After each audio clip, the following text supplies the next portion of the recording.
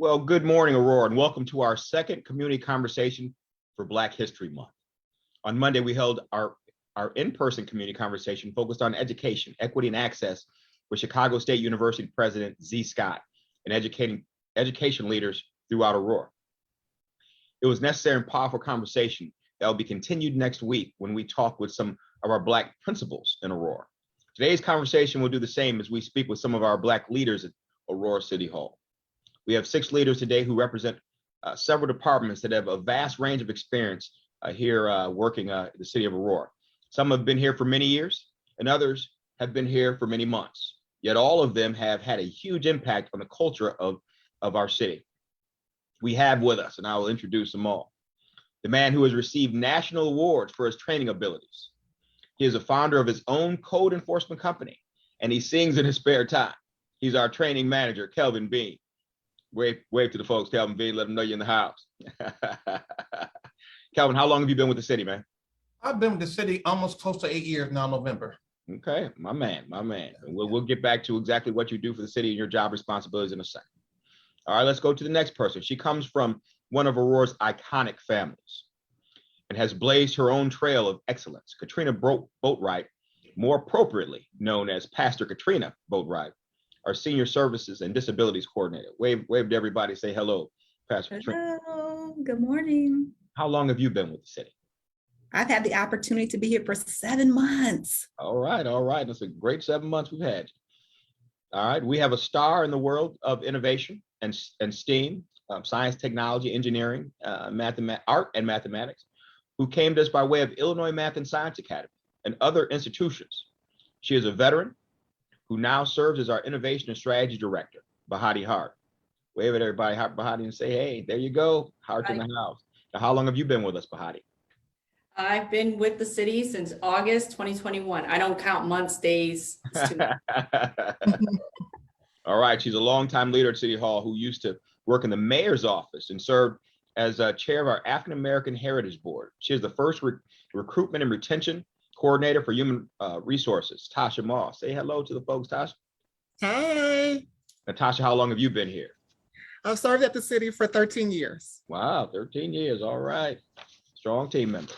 We have, she brings 20 years of experience to the table working at John Deere, where she opened her new offices in Africa.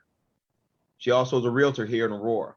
She joined our team and hit the ground running as our Equity, Diversity, and Inclusion Director, Michele Williams. Say hello to everyone, Michele. Hi, everybody. All right. Now, how long have you been with us, Michele? Oh, sorry. I started working in August of 2021. All right. He's our shining star at City Hall. Like his namesake, he loved by everyone.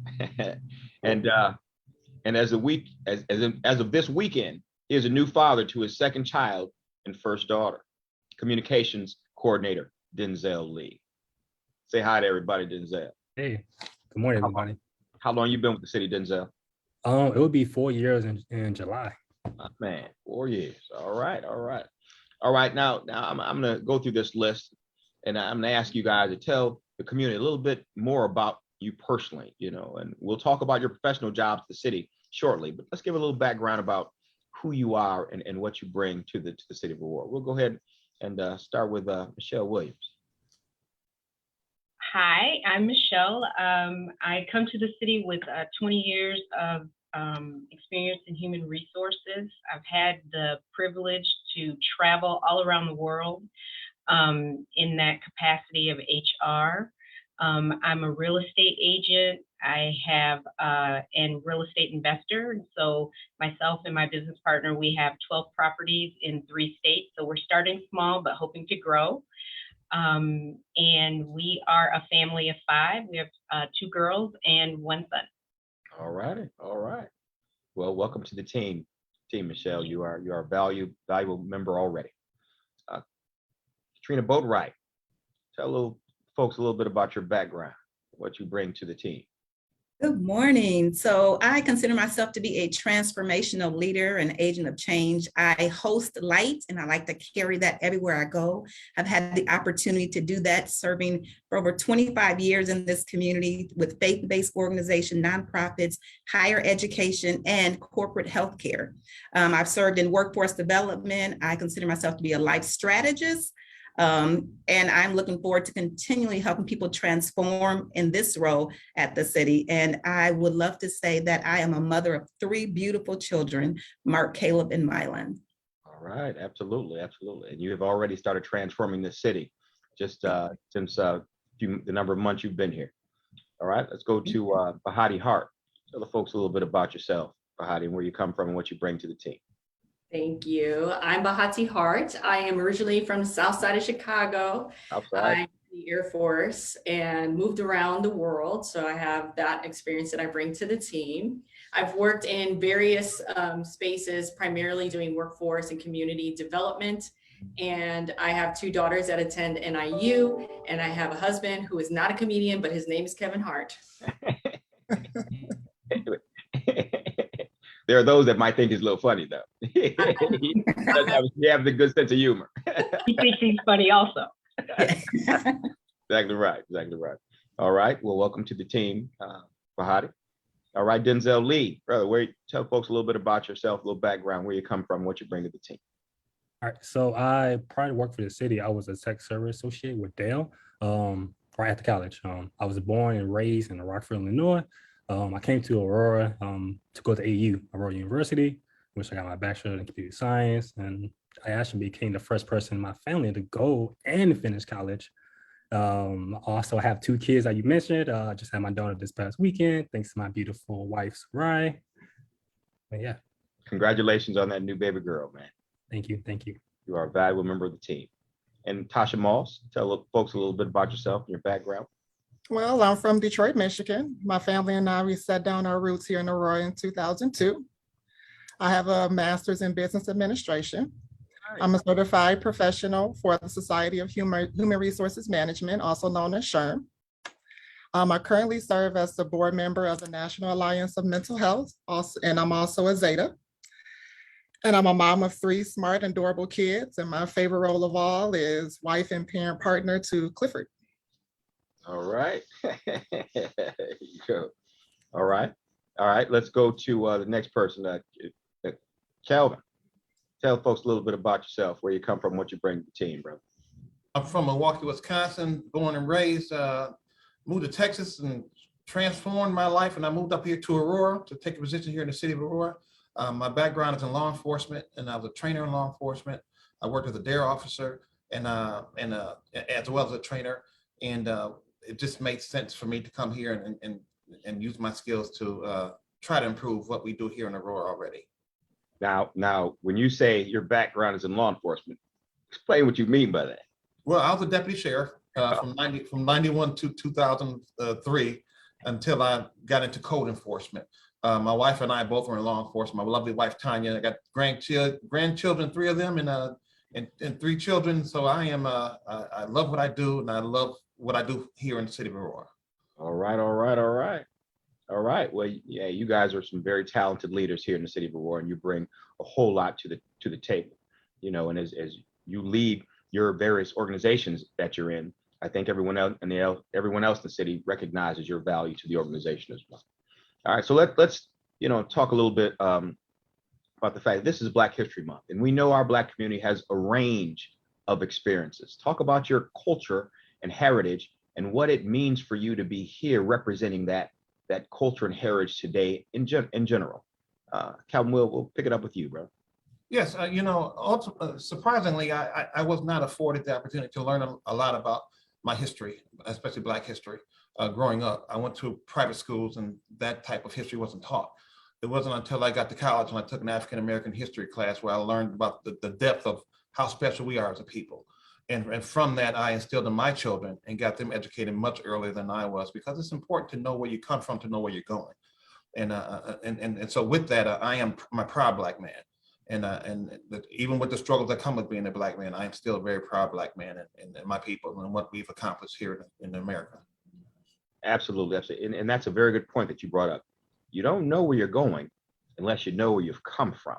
You know, to go into the future, to go, forward, you got to know the past and the direction you came from. Keep on stepping. Absolutely.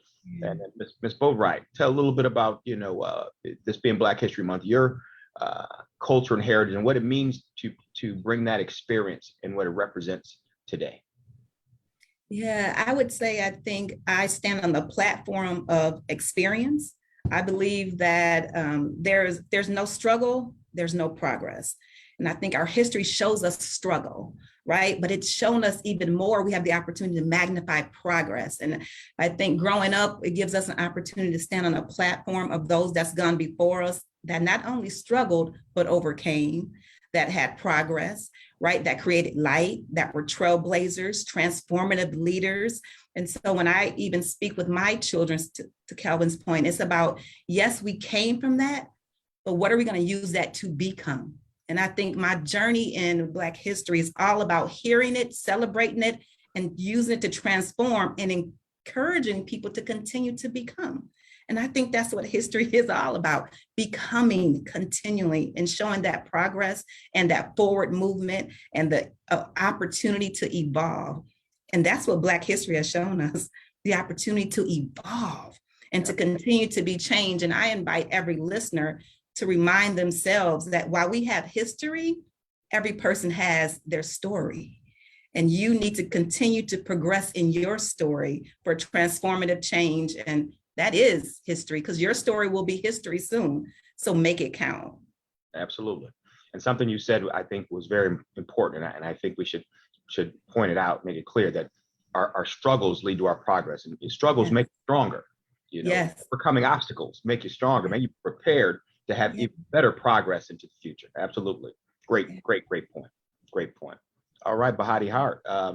Let's talk a little bit about, culture and heritage and what it means for you to be here representing today and in general.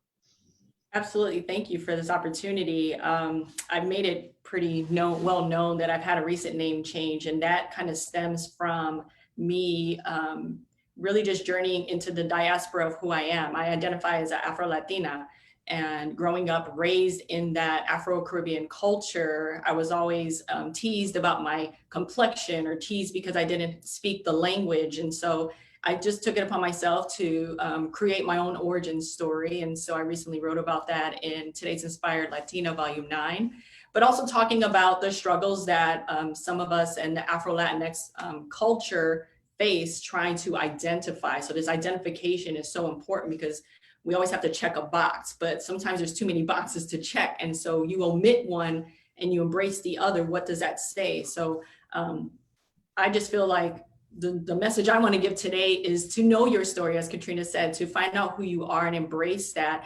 I was raised around a lot of music, food, dance. So I'm very culturally focused and culturally inspired by the arts in all cultures, but primarily my own culture. And so anything that I do, anything that I give out into the community is going to be around that, is embracing our artistic side and the things that we leave behind, the legacies that we leave behind through our work in the community. Absolutely. Great points. Great points. All right. And let's go on to Denzel Lee. I almost called you Denzel Washington, brother. All right? I had to take a quick break. You sharp like Denzel. Denzel Lee. Hey, bro, talk about your culture and heritage and what it means for you to be here representing today and in general. I think it's mean a lot to me, just being able to represent and to give a different perspective just to our city. Not only to show our people that our people that this is the option for them. I know growing up, my only option I thought for me was just being an entertainer, being an athlete type stuff. But as you see, just by looking at this panel, including you, Mayor, we know that's not the case. We are more than that, such more than that. So I like having been able to show that different perspective and show the different paths for our younger people. And that's a very important point. And I think it goes back to something that Behati said as well, fitting in and how do we identify, when we become more and more successful more and more in mainstream? How do we identify as African American folk, as people, struggling to overcome obstacles, and then overcoming those obstacles, and how do we continue to identify, and how does it feel to us to be Black folks overcoming all those obstacles put in front of us? So that's very good point, brother. Very good point. Let's go on to Toshia Moss. Talk about your culture and heritage and what it means for you to be here, representing today, and in general. Well, being born and raised in Detroit, Michigan, I came from a long line of strong, determined, and intelligent women. And it wasn't really until I left Detroit that I really saw, diversity as I set down my roots here in Aurora. And it was important to me as I noticed how my kids' relationships were much more diverse than mine, as then I was at their same age. And it became important to me to be able to be part of the change that I wanted to see, to set that example, be able to embrace the strengths and the biases that my heritage afforded to me. And also to remind them that we can do anything, and that to be that example and to look back into our grandmothers and my mom and my aunts and take parts of their struggle and make it the foundation for who we want to be going forward. Foundation of our success. Make that struggle the foundation of our success. Absolutely. Absolutely. Be the change that we want to see. Because, people always say, things need to change. This needs to happen. They need to do this. We are they. We got to be the change that we want to see. Exactly right. Great point. All right. And Ms. Michele Williams, talk a little bit about your culture and heritage and what it means for you to be here representing today and, in general. Yeah, so this is such a big layered question, right? And so when I think about our heritage and why I'm so privileged to be here today, I think about that transatlantic trip, right? So somebody in my family not only made that journey, they survived that journey, they thrived. And so I'm standing on someone's shoulders who's standing on someone else's shoulders, right? And to me, my thing that I always taught my daughter was about resilience. There's an obstacle in front of you. Remember who you are and whose you are, right? And that people before you endured so much so that we could be here. It's just always a source of strength. And so I would tell her, you have it in you to be great. You just have to tap into it.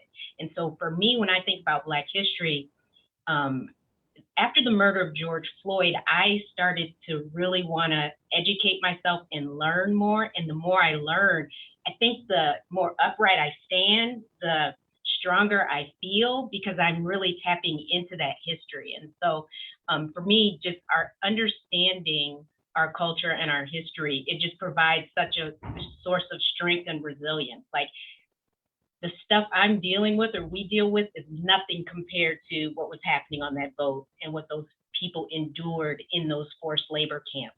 You know what I mean? Like we can do this. We can thrive, and we are thriving. So wow, that's what culture means. That is very deep, that we're standing on top of the shoulders and on top of the shoulders of all those that came before us, that laid the path of who we are today and gave us the opportunities, because they struggled a whole heck of a lot more than we did. We have no excuse not to overcome the obstacles with everything that's available to us today.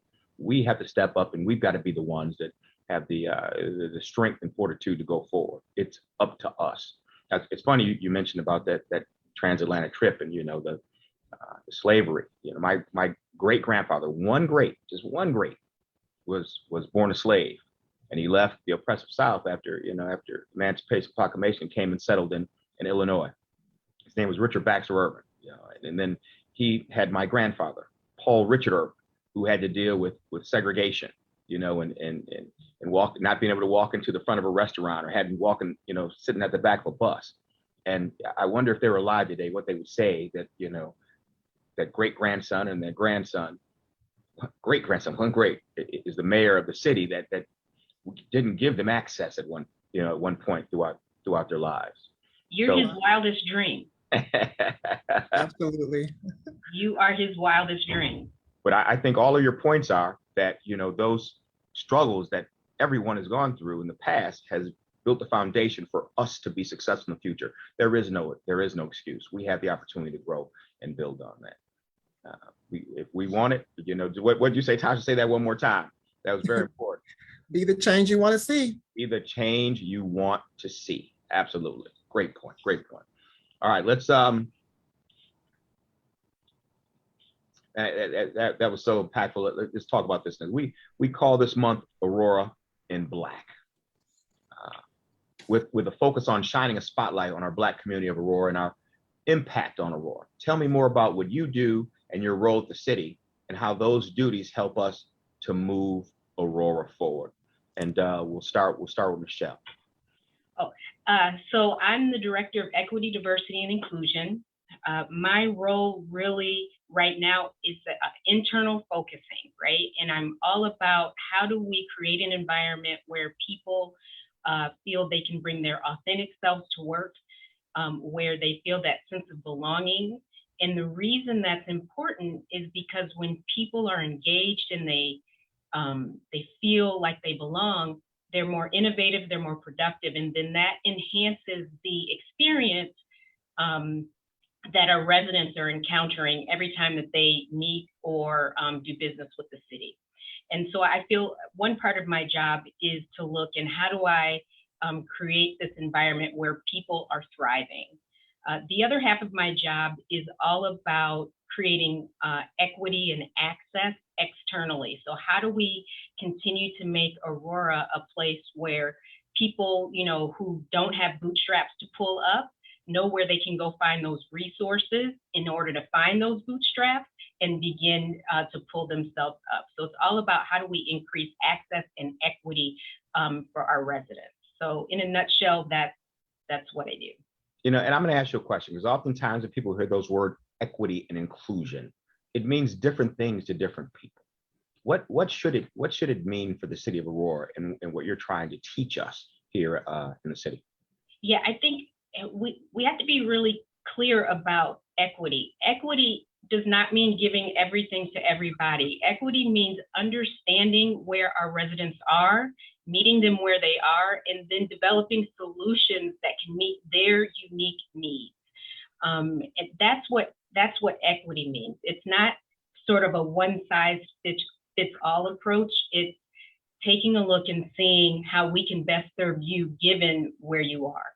Inclusion is all about making sure you see yourself in the picture, right? So making sure that we have full representation in our city staff, in everything that we do, so that people, when they look, they say, wow, that city, I can see myself there.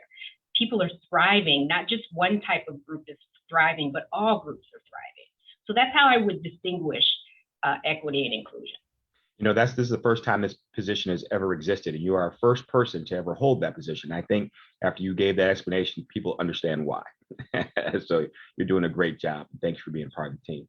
Tasha Moss, tell me more about what you do in your role in the city and how those duties help us move Aurora forward. Well, I'm a passionate human resource professional. I currently serving as the retention and recruitment coordinator in the Human Resources Department.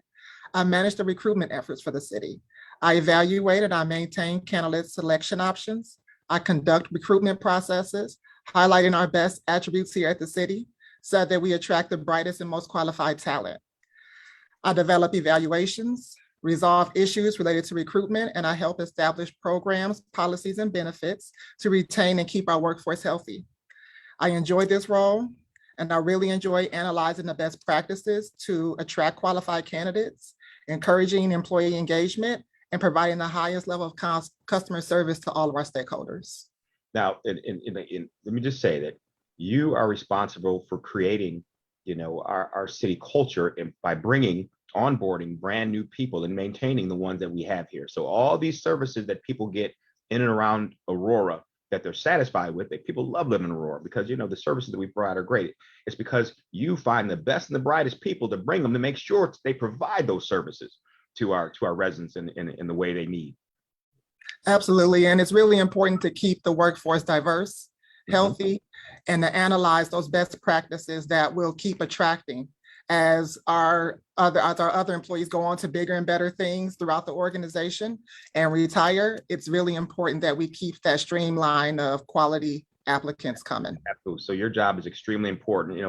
Folks take it for granted sometimes. They assume HR, human resources is there. You hire a person, a person's hired and that's it. No, it's a stream. Everything, it's a stream that continues to flow. Everything that's good about the city starts with the people that work for the city, and you bring those people on. So thank you very much for what you do. We really appreciate it.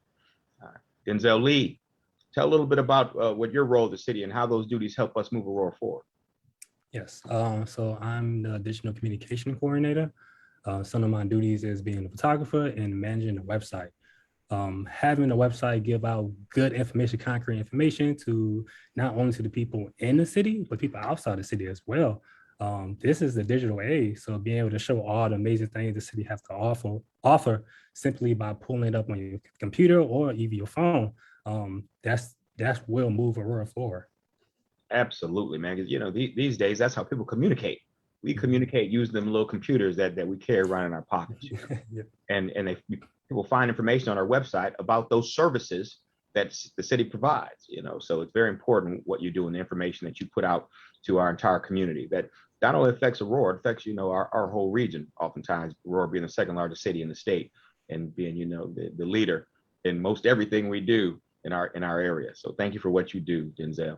And I think we're updating our website right now if it hasn't already been updated, right? Yep. We're in the process of doing a whole redesign for it, making it a lot more accessible for everyone. So Okay. Looking forward to that. Make it a little bit more user friendly, right? Yeah. Yep. All right. Well, thanks for everything you do.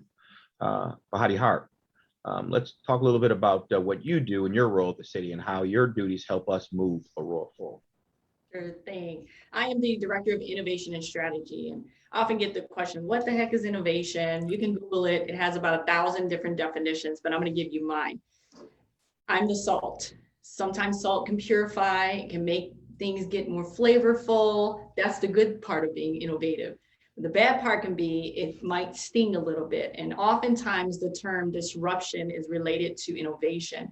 I personally don't like to use that language because innovation is about collaborating and creating.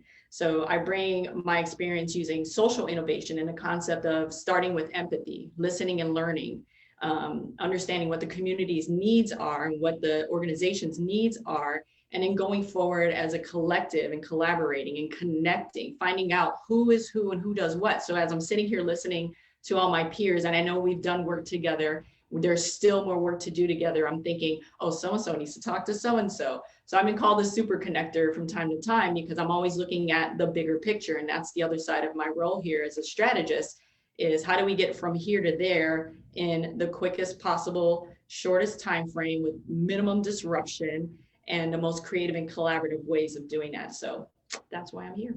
And let me just say, another way, a word for disruption, is change. And change is necessary, not change for the sake of change, but change for the better. Now, and I think we all know what the definition of insanity is: when you do the same thing over and over again, the exact same way, and expect a different result. What innovation does, it gives us a new way of thinking and doing things, so we don't make the same mistakes we made in the past, or we improve on a system. Even if the system seems to be working right now because we always have accepted this and it always worked this way. If you innovate with some new idea, it may make it work even better. We don't know until we try. Yeah, people often think they can't innovate because the word is so big and so weighted. But if you just start with that empathetic lens, you really can do anything. You can be the change. Or as I like to refer to that term, Michael Jackson, if you want to make the world a better place, take a look at yourself and make it. Well, you know what? Michael boy. So that's all you had to say.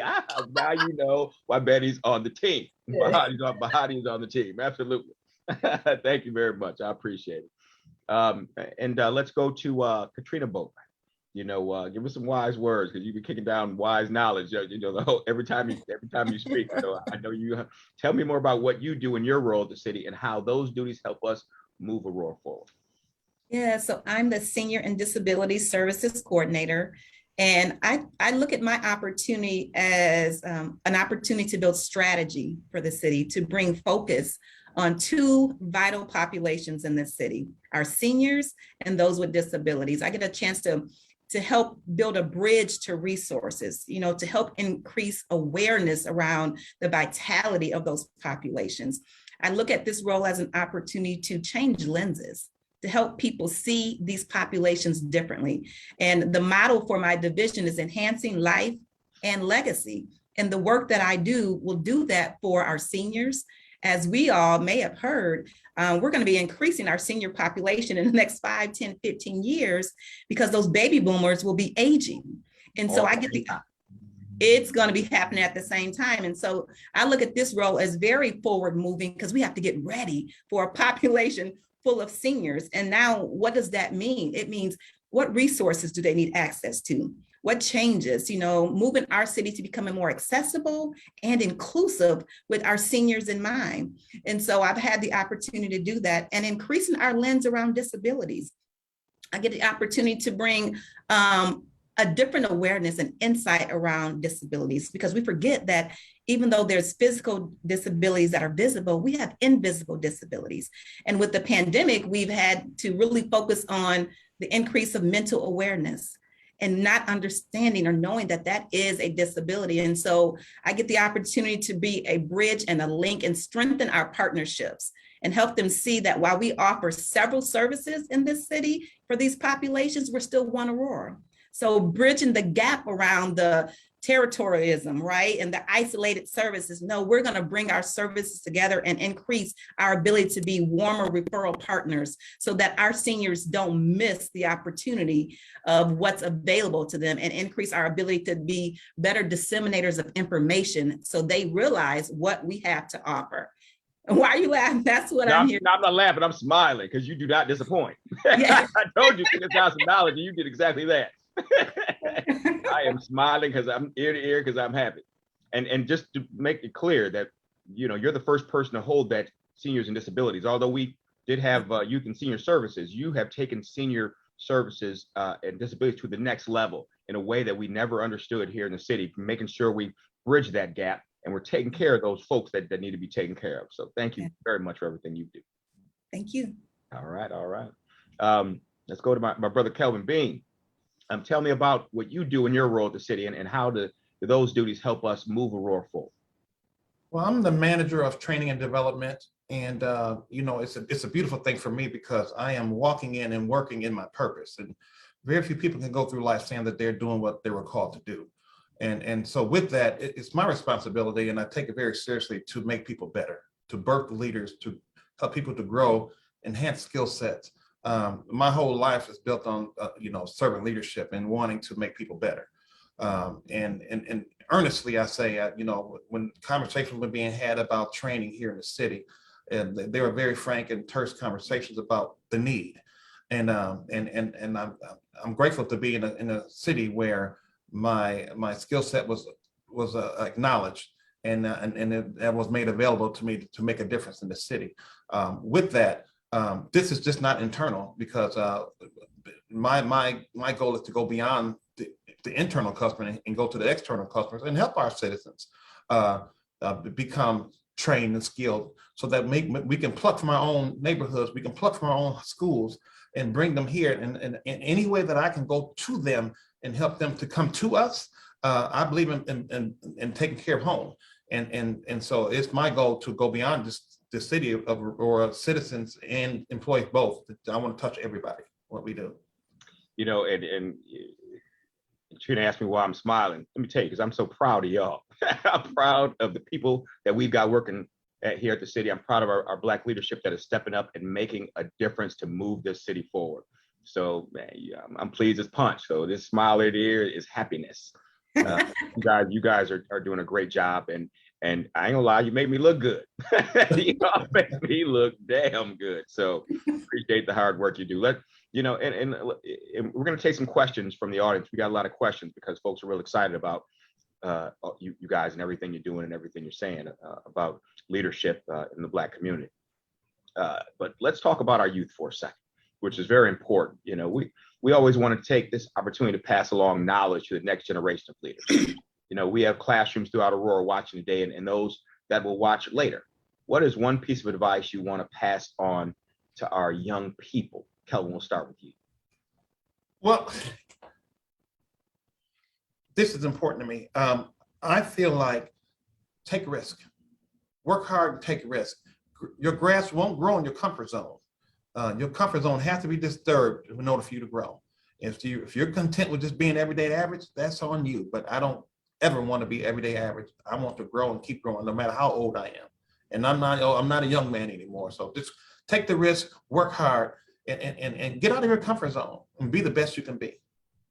Absolutely. Ms. Boatright?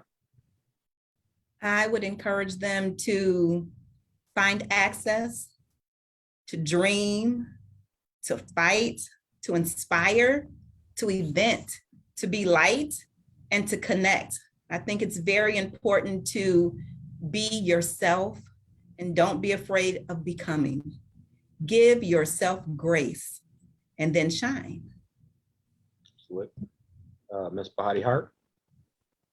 I'm gonna use this as is the preference is this is an acronym, okay? So don't take this literally. I learned this early on working with youth that failure is an option. FAIL stands for first attempt in learning. No one does everything perfectly the first time. Michael Jordan didn't do it right the first time. I didn't do it right the first time. You know, growing up, my dad said I was a jack of all trades and a master of none. And I didn't realize what that meant. That impacted me because he was very critical, but I love my father. And I took his advice and I traveled the world and did lots of things. And when I come back to today, I'm like, wow, I am a jack of all trades and that's okay. And I failed at a lot of things. I didn't stick with a lot of things, but that's okay because I'm colorful and I can do a lot of different things. I can get into a lot of different spaces, have a lot of different conversations with a lot of different people. So failing can be an option. First attempt in learning. Absolutely. I failed a whole lot before I got to where I was. You got to keep on keeping on, keep on trying. Otherwise, you'll never get there. Mr. Denzel Lee. Yeah, so I'd say keep that positive energy within yourself. Look at all the positive things about yourself. It's so easy to focus on the negative, but you put all the energy being positive, it will take you so far, and not just being successful, but also mentally as well. As you keep having that positive energy, you will start to attract more positive people, and you also seek out more positive people. So it's good for the long run. Trust me. Absolutely. You know what I heard? Love yourself. We got to love ourselves. Absolutely. But we expect others to love us, you know, and accept us. We love ourselves, be positive about what we have to offer. Absolutely. Great point. Great point. Ms. Toshia Moss. Well, I do have an acronym, just like Betty, and it's for fear, because fear holds us back from so many things, whether it's recognized or internalized. Fear really holds a lot of people back from stepping into their full potential. And my acronym for fear is face everything and rise. And you realize that life is a marathon and there's wisdom in your mistakes and we're to learn from them. And that you possess an untapped potential that's unknown and it's unique. And you need to learn how to embrace it, protect it, and celebrate it. And last of all, to just enjoy life. It's a marathon. So there's going to be highs and lows and ups and downs. Just embrace it all and enjoy yourself. Face everything and rise. Face that. Can I use that? You sure can. Face everything and rise. You know, That's powerful. That's powerful. There's nothing wrong with being having fear, but don't let it debilitate you. Don't let it stop you. You know, make it empower you. You know, and say, you know, although I might be scared today, I'm gonna work on. I'm gonna face it, face everything and rise, and I won't be scared of it tomorrow. That's right. Just show up. Exactly right. And show out. There you go. All right. And Miss Michele Williams. So I think so much has already been said, but my word when I saw this question was resilience.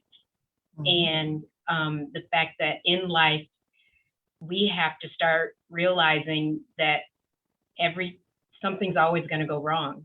And it's not about having this pre-packaged experience.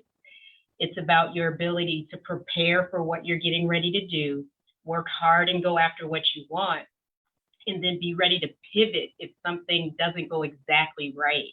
and your ability to adapt and make those changes, you can, we all have those down moments. Give yourself that day or those few hours to be down, but then get back up and rise, and then pivot and to be your best and figure out your next move. So it's all about being resilient.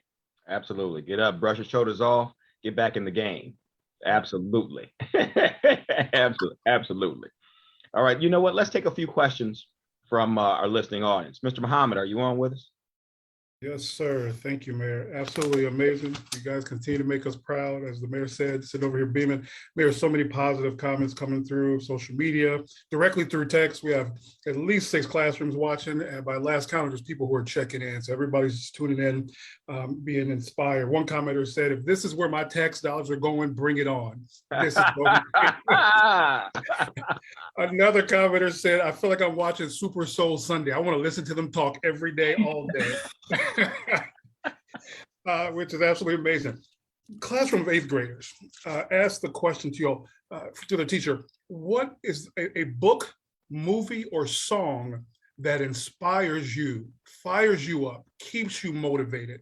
A book, a movie, or song that inspires you, fires you up, or keeps you motivated? Michele, we'll start with you. So the song that I listen to when I'm on the treadmill is that Eminem song about you've only got one shot. Like, you got one shot, you better go for it. You got to do it, right? And so that motivates me and keeps me going. When I'm a little nervous about something, if I hear that song, it's all I need, and I face it. You were really fired up on Super Bowl Sunday then. Absolutely. Absolutely. First impressions, impress the heck out of people. You know who you are. You know what you have to offer. You got one opportunity to make the first impression, to show out, show up, and show out. Absolutely.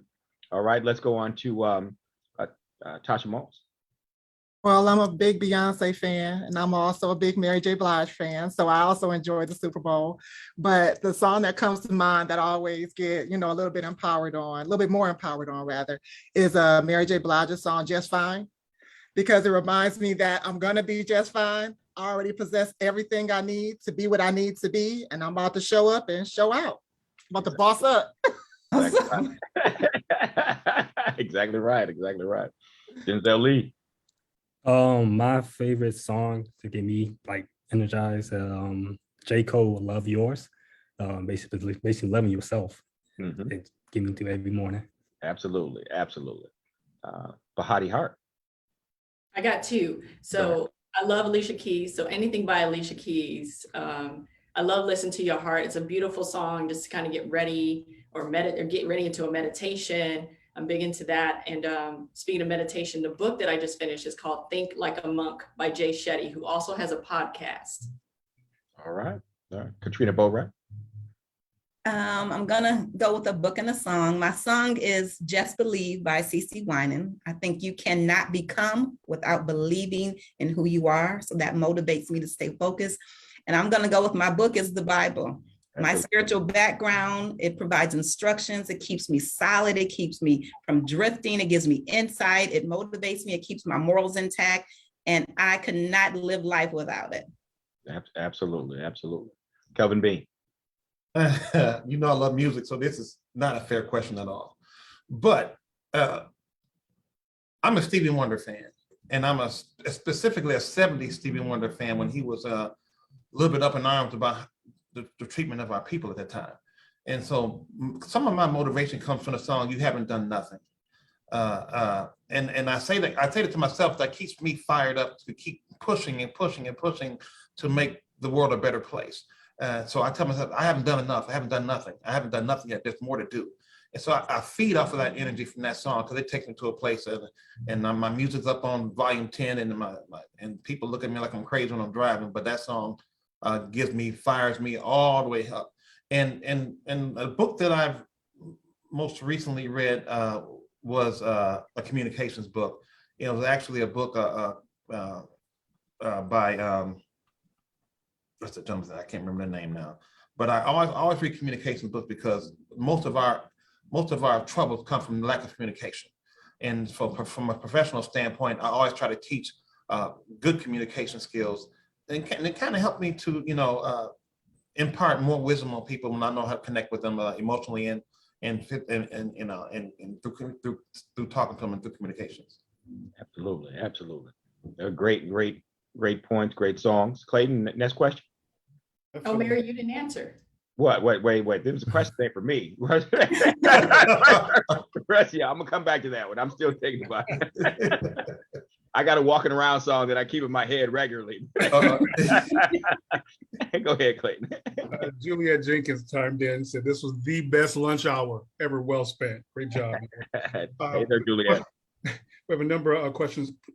Pastor Katrina, for you, the question is, your dad is Tom Boatwright. He's a legend in Aurora. What was that like growing up with someone who inspired so many people? Did that push you? Was it pressure? What was that like? Amazing and hard. I think I tell people all the time that my dad was a brilliant man that is still unfolding. He would challenge us. I remember one lesson I'll share with you, that when I was training in high school, and I was very well competitive. I won. I didn't have a lot of competition often within my local realm. And he would train me so hard and make me do 2-a-days, and we go practice after practice. And I'd be like, Dad, why are we working so hard? I'm already gonna win. He was like, we're not training for where you are, we're training for where you're going. And he kept that mindset in front of me, that you don't always prepare based on the current accomplishments, but you prepare for where your vision is taking you. And so that's how he raised us. We were a household full of competitive. I'm the oldest of 5 girls. And so he continued to make us dream. He would tell us, you're working hard because you're going to school for free. And he pushed us to get scholarships. And that is true to his legacy today. He pushes all athletes to learn themselves and to go for the biggest dream, and hopefully go to college or to your next level in life, sponsored by somebody because they believe in you. So yeah, it was a joy. Now, for the folks that don't know, what you're training for is you are a serious track star. And absolutely. Everybody in the region, you were on top of it. And folks may not know about your father. He was roommates with Walter Payton back in the day when when he played football.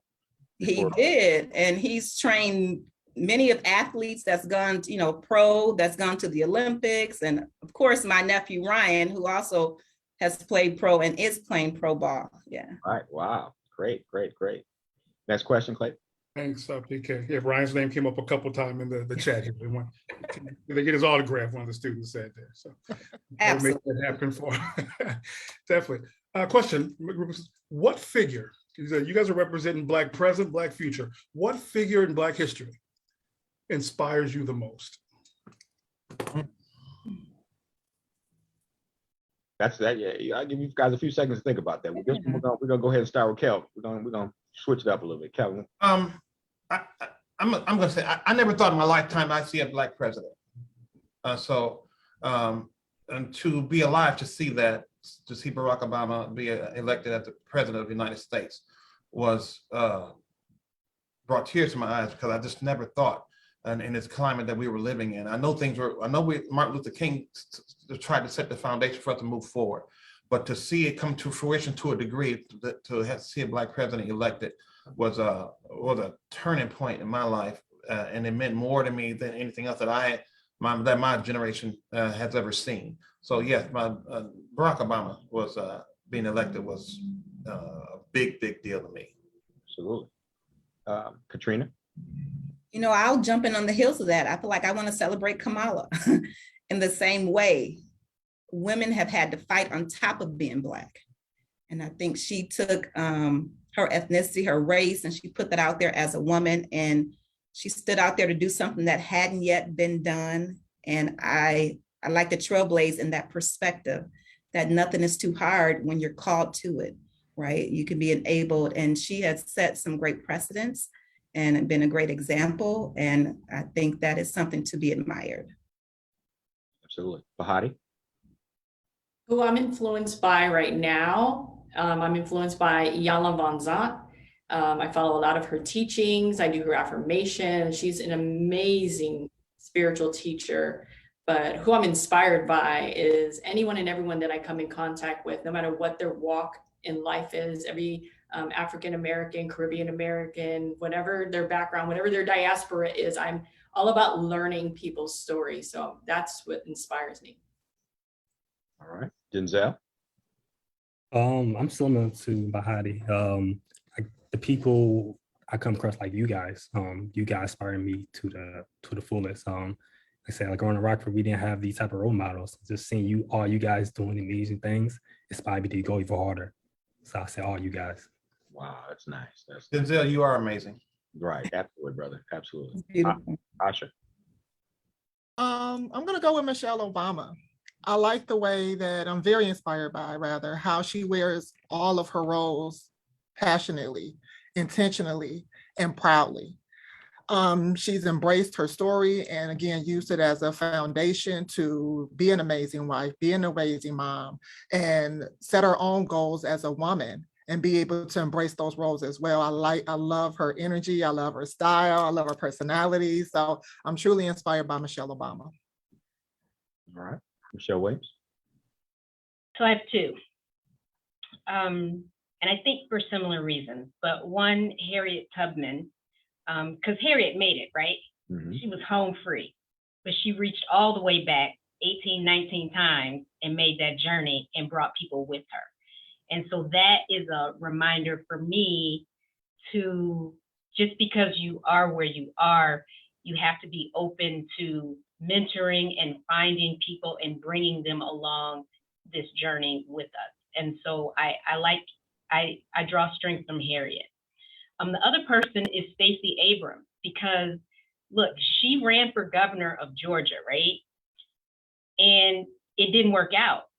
But she then mobilized an entire state of people and turned that state blue, right? She took her pain and turned it into like the greatest mobilization of voters in our recent history.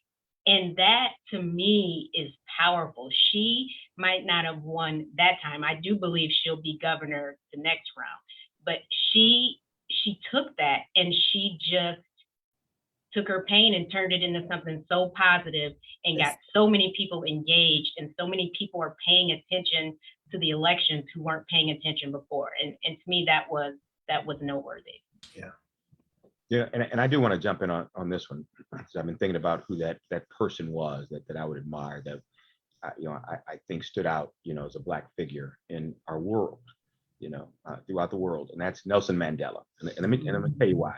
This man was jailed pretty much for the color of his skin and standing up for his rights, as a Black man, as an African, but ended up becoming the president of the country that jailed him, and then bringing all the people together, Black and white, to work together and to continue to grow. And I think to overcome, not to have the bitterness, and the hate, and to overcome whatever pain he felt when he was, sitting in prison, and to take over that country and then bring people together, Black and white, so they could work together and love one another. I think that's huge. And I think we should all strive to something like that.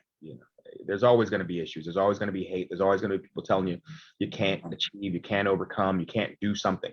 But we know who we are. You know who you are. You just do it, and don't hold any ill will. Those are people that just don't understand who you are, who we are, and they will, and then we'll all be part of this one big old family, big old loving family once they do. That's a great point. Clayton, next question, brother. Yes, sir. We'll wrap up with this question, Mayor. First, Betty, you mentioned Jay Shetty. You kicked off all the Jay Shetty fans. They won't put out post in there, so I'm sure they'll be reaching out to you for there. You got people fired up with that. Mayor, they said you need to take this as a traveling road show. They please give this group of people paid time off to travel to schools and churches to speak, just like they're doing today. So you all work that out with the mayor's office. I'm in. I'm in. That's what I do. That's what I do. But on that note, we'll wrap with this question, since you all seem to have so much going on, so many people dependent on you. On a personal level, how are you protecting your mental health and staying well? Personally, what do you do? And we'll wrap up with that question. All right, we'll start with Michele. So a couple of things I'm really passionate about. I have a really good group of core friends, and I make time to spend time with those friends, and that gives me an outlet. And then I picked up a hobby. So I started quilting during COVID, and it keeps me sane. After I come home from work, I might be tired, but as soon as I get on that sewing machine, it releases all of that. So for me, that's kind of my medicine, and it's what heals me. So that's absolutely great. Great. I mean, are you making stuff? Can I get oh, some? I've made 10 quilts Wow. since last year. I'm gonna need a quilt. You got it. It's cold outside. Tasha? Well, over the years, what I determined as self-care has evolved. It's grew from me getting my nails done, my hair done, having a glass of wine, to actually doing things that bring me energy, which allow me to find out more about myself and what I like. So exercising, reading a book about development or something I didn't know before, shopping, I like traveling, and I am intentional about those things. They're actually planned out in my weekly, monthly, and quarterly goals. So just doing a lot more that brings me energy and creating a time and a space for those things to happen. Okay, all right. Denzel? As I mentioned before, just keeping that positive, that circle, core people around, my family, that tight circle of people. Like I keep it's real tight. So I keep who I talk to, like, about, basically keep that same energy around the people who want to elevate and grow from there. So I think that's what I do to keep positive mental, just being around those type of energy people constantly. Like I have to be those kind of people around me. It can't be no negative around me. So Yeah, I understand you. I feel you, Ben. Absolutely. More positive people you have around, more positive energy that'll just be in the air. Behati? So I've taken up the practice of meditation. It's so challenging to be still sometimes in our day-to-day, in our chaos, and our minds are always going everywhere. And so I've taken up that practice and incorporated that with my prayer. But when I need just to release, I don't mind a good hard laugh. I feel like laughter is good for the soul, and I will be on TikTok for about a good hour, but I've committed to just 30 minutes because sometimes it's so meditation and finding a place, a space to just laugh, cleanse. It's good. Laughter heals the soul. Absolutely. Katrina? I'm going to have to piggyback on that. Laughter, the Bible says laughter is good like medicine. And so I try to make sure I laugh too. I love creating a space, like Betty said, of keeping my peace and making sure the water stays out of the boat and keeping the boat clear. So praying and studying the word, and family. My family is my source, it's my strength, it's good atmosphere, it's uplifting. And strangely enough, my mom. My mom is my anchor, and she's a great source of energy. And she always says, be strong, grasshopper. And so that it just keeps me settled and anchored. All right. And Kelvin? Mayor, well, faith, family, music. Music in my life is premium behind my faith and family. But more importantly, for my mental health, I don't have any vacancy for foolishness. If you allow that to impart in your mind, it'll take you down a path that's detrimental to where you're trying to go. So I just don't allow any foolishness to overtake me. I just focus on what I'm trying to do, who I'm trying to improve, and that keeps me going, Mayor. That's what keeps me going. Well, I'll tell you guys what. It's clear that you are very talented and committed individuals, and I, for one, am proud and elated to have you as part of the Aurora team and the Aurora family. You guys help make the environment that we all want to participate in every single day. Denzel, you're right. When you surround yourself with positive people and successful people, just like you see on this screen with us today, that we can all grow together. We're not going to fail with people like Aurora's not going to fail with folks like you, in leadership roles in our community. So I just want to thank you very much for everything you do. And let me thank, our guests today for being here and being such professionals, and passionate about their jobs. I do look forward to next week's conversation with Black principals and their impact on our children and future of our nation. And to learn more about the events for Black History Month sponsored by the city, go to www.aurora-il.org/Aurora in Black. Again, thank you guys very much for being a part of this, event here, being part of this talk. I know everybody was excited about it. I, for one, am very excited. And trust me when I say I'm proud of all of you. We'll talk soon. Bye now. Bye, Guys, have a great- everybody. Bye. Bye, everybody.